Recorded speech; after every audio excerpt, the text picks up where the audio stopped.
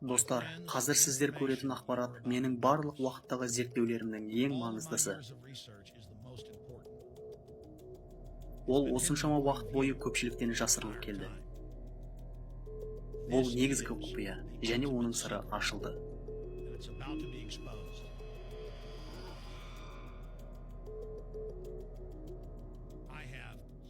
Менде үкіметтің жүздеген құжаттары, оқулықтары бар. Батыс әлемінің элиталары 80 жылдан астам уақыт бойы евгеника мақсатымен халықты улап, ұрықсыздандыру үшін тамақ пен суды уландыруды көздеді. Бұл сөздер Ақ үйдің ғылыми патшасы Джон П. Холдреннің «Эко ғылым» кітабында жазылған. Олар мәжбүрлі түрде ұрықсыздандыруды жүзеге асыратын әлемдік полициялық мемлекет жайлы айтып отыр. Кітапта құпия су жүйесі мен тамақ өнімдері арқылы халықты ұрықсыздандыру жайлы айтылады. Және ол Ақ үйдің патшасы болмай тұрып, бірнеше ондаған жылдар бұрын жазылған. Енді бұл кітаптың факттері барлық жаңалықтарда. Мұның бәрі жақсы дегендей, олар бұқараға таратып жатыр. Қазір осында көріп отырғандарыңыз, бұлар орта деңгейлі адам дүкенге барған кезде сатып алатындары. Мұндағының бәрі зиянды емес. Алайда көптегені сіздің денсаулығыңызға өте зиянды. Әрі токсинді болып табылатын жасанды химиялық заттардан құралған. Және олар бұл жайлы біле отырып, олардың қолданылуын мақұлдады.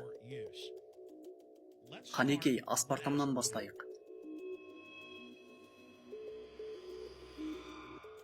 Қазір дүкенге барып, тіпті аспартам қосылмаған сағыздың өзін сатып ала алмайсыз. Сирил 1970 жылы мұны дәлелдеуге тырысты, бірақ қолдарынан келмеді.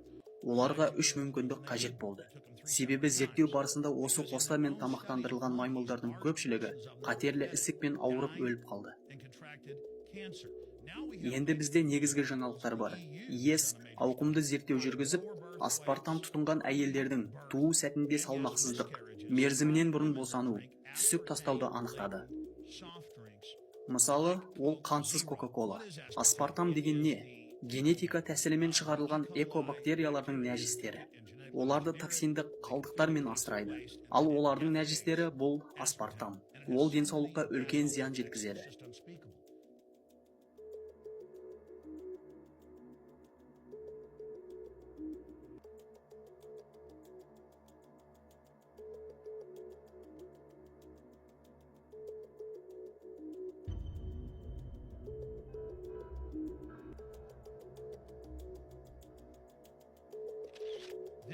Бұл әдейі жасалынады. Әрі қарай барайық. Аспартамды қойып, Макдональдс пен тауық магнагетсі жайлы айтайық.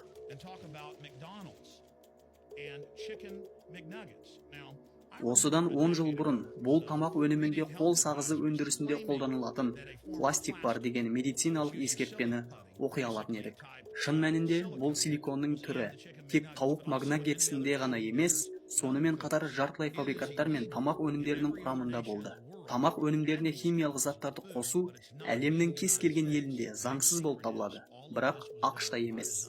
Бұл санитарлық қадағалау басқармасымен әдейі жасалынды. Олардың мақұлдаған препараттарының баршасына қараңыздар. Және бәрі анықталғандай, олар жүрек ауруы мен қатерлі ісікті шақыратын препараттарды саналы түрде мақұлдап отыр. Нюрнберг процесі барысында нацистердің еңбек лагерлерінде халықтың анағұрлым көнгіш әрі оңай басқарылуы үшін суға фторид натрийді қосқаны анықталды. Гитлер билікке келмей тұрып жүздеген университеттік зерттеулер жүргізілді. Бұл мәжбүрлі емдеудің бір түрі. Олар фторид натрийдің 1/1000 бөлігі еркектер мен балалардың сүйек қатерлі ісігі ауруына шалдығу қаупін арттыратынын мойындап отыр. Соңғы 10 жылдықта халық анағұрлым білімді бола бастаған соң, өндірушілер оны тек суға ғана емес, сонымен қатар мыңдаған басқа да өнімдерге қоса бастады. Мысалы, балаларға арналған суға. Ал ол болса, балалар тағамы мен ботқаға қосылады. Олар жұмыртқа ұнтағысынды өнімдерге қоса бастады. Бұл адамның интеллектін төмендетеді, ұрықсыздықты арттырып, немесе мүлдем бедеулікті шақырады. Және мұның барлығы осындай көп мөлшерде біз тұтынатын өнімдерге қосылады. Тағамдық қоспаларға қазір қайта ораламыз. Алдымен ГМО өнімдеріне қарайық.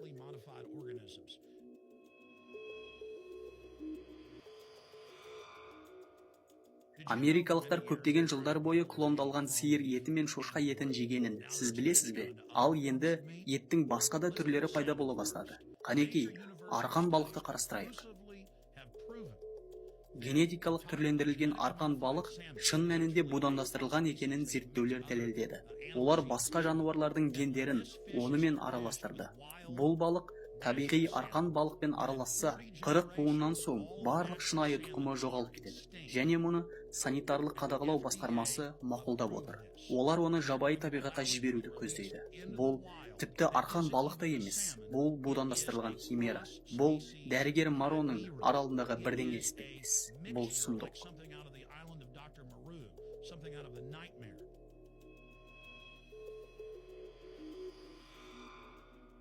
ақш-тағы тұтынылатын жүгерінің 85%, сондай-ақ Европа мен Канадаға ене бастады. Ол өзінің өзегінде орналасқан пестицид есебінен өсіп жатыр. Сол себепті жәндіктер мұны жемейді. Егер жәндіктер мұны жей алмаса, қалай ойлайсыз, лабораториялық тышқандар мен адамдар жесе не болады?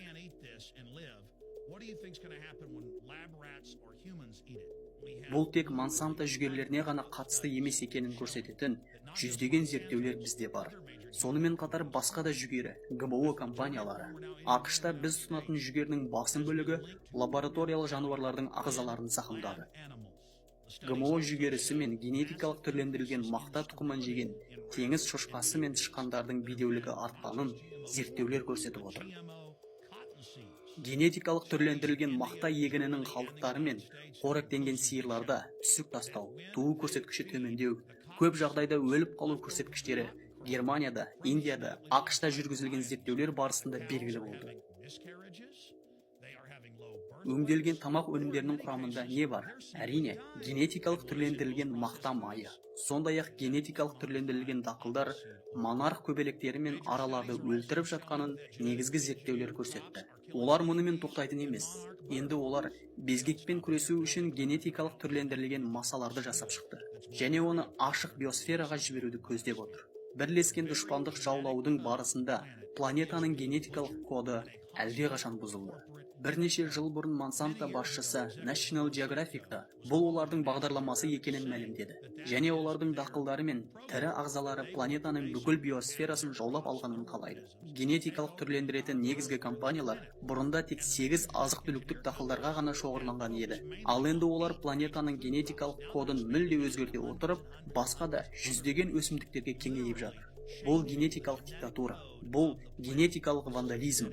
Міне, неліктен Рокфеллер әулеті мен біріккен ұлттар ұйымы бұл алпауыт брондалған астық қоймасын тек поляр шеңберіне емес, дүние жүзіне құрып жатыр. Және олар мұны төтенше жағдайға арнап жасағанын мойындап отыр. Олар өзіне тән Нұх кемесі рөлін ойнамақ.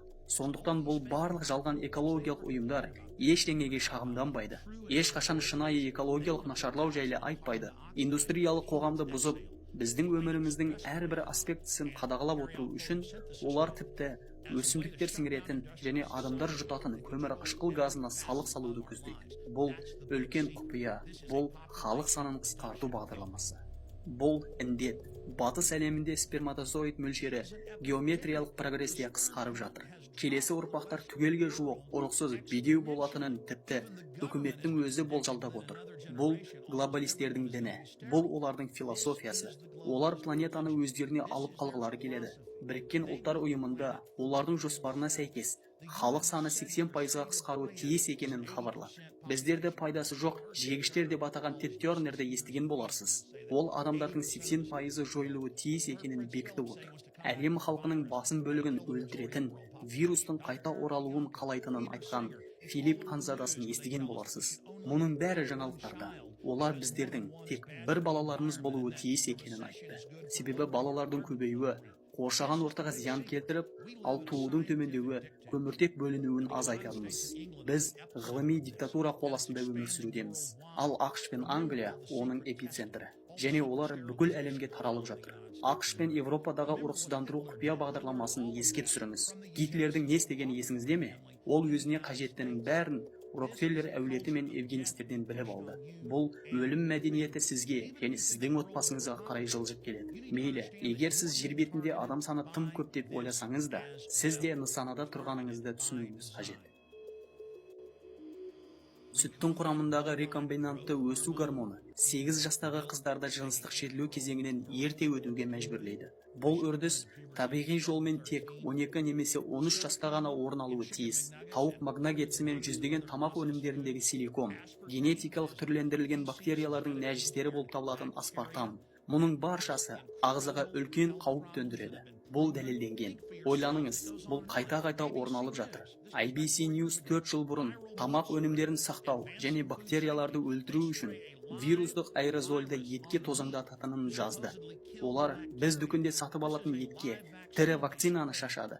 Бәрі бұдан бетер болып барады. Мұнай өңдейтін зауыттардан қалған мұнай дистилляттары немесе токсинді қалдықтар. Олар осы ондаған миллион токсинді қалдықтар, фтор, сынап, қорғасынды алып, оларды егістікке тыңайтқыш ретінде тастайды. Ал қызанақ, ақ түйнек, жүгері сияқты дақылдар жерден осы токсиндерді сорып алады.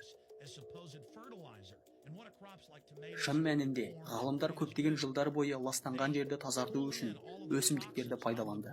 Және дәл осы өсімдіктерді сіздер жейсіздер.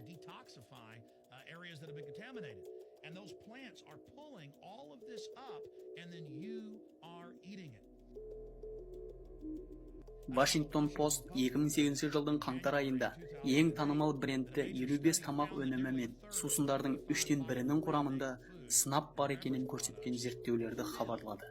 Европа генетикалық түрлендірілген бидай мен жүгеріге қарсы 20 жыл бойы күрескеніне қарамастан, ES Prognosis оларды қабылдады. ақш мұның баршасына полигон болып табылады. Бұл мақұлданды. Және бұл корпорацияларға жұмыс істейтін адамдар не болып жатқанын білмейді. Дүкендерде істейтін адамдар не болып жатқанынан түк те хабарсыз. Бұл баршамызға қатысты.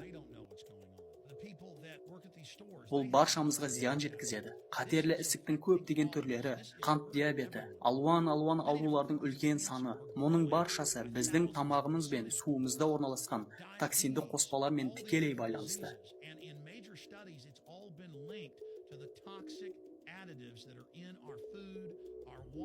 Глутамат натрий жайлы айтуға тіпті менің уақытым да жетпеді. Мен нейрохирург, неврологы ғалымдардан сұхбат алдым. Бұл эксайтотоксин, ол бауырды құртады. Ол мыңдаған тамақ өнімдерінде кездеседі. Біз бұларға жоқ дей аламыз. Біз бұларға қарсы шыға аламыз. Егер өзінің баласына фторид натрий бар суды беретін көршіңіз болса, өтініш, оларды ескертіңіз.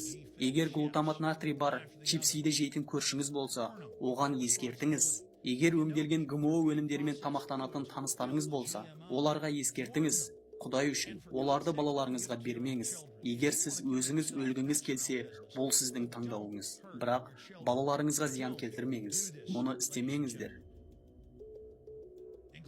Сөз соңында бірнеше оңды сәттер жайлы айтқым келеді. Шамамен 15 жыл бұрын дүкеннің сөресінен табиғи өнімдерді таба алмайтын едік. Ал бүгінде көріп отырғандарыңыздың жартысы табиғи. Бірнеше жыл бұрын барлық сүтте өсу гормоны болатын. Енді гормоны бар сүтті табу қиын. Себебі тұтынушылар оларға жоқ деді. Бірнеше жыл бұрын фторид натрийсіз тіс пастасын табу мүмкін емес еді. Енді азайды. Табиғи өнімдер сөреден өз орнын алып, түтігінде, егер жұтып қойсаңыз дереу токсикологиялық орталыққа хабарласыңыз, деп жазылған негізгі өндірушілерді ығыстыра бастады. Тіпті Colgate тіс пастасынан фторид натрийді алып тастады. Адамдар уланып қалғылары келмейтінін мәлімдеді. Олар не болып жатқанын түсініп отыр және халыққа жауап беруге мәжбүр болды. Тамақ өнімдері мен су арқылы уланғылары келмейтін адамдарға жауап беруге мәжбүр.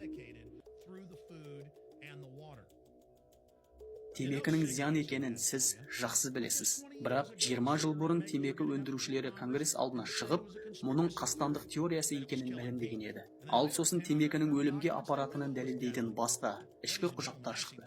Біздің тамағымыз бен суымызға қосылатын нәрселер жайлы көптеген зерттеулерді көрдім. Және олар темекіге қарағанда әлде қайда қауіпті. Олар біздің елдегі ең ауқымды қанішерлер болып табылады. Бұл жасырын әрі жұмсақ қанішерлік. Сіз факттерді өзіңіз үшін тексере аласыз. Мен сізден жеке зерттеуіңізді жүргізуді сұраймын. Әлемдегі ең қауіпті жерлер бұл азық-түлік дүкені мен үйіңіздегі құбыр суы. Бұл видеомен бөлісіңіз және барлық оқиғадан хабардар болу үшін біздің арнаға жазылыңыз.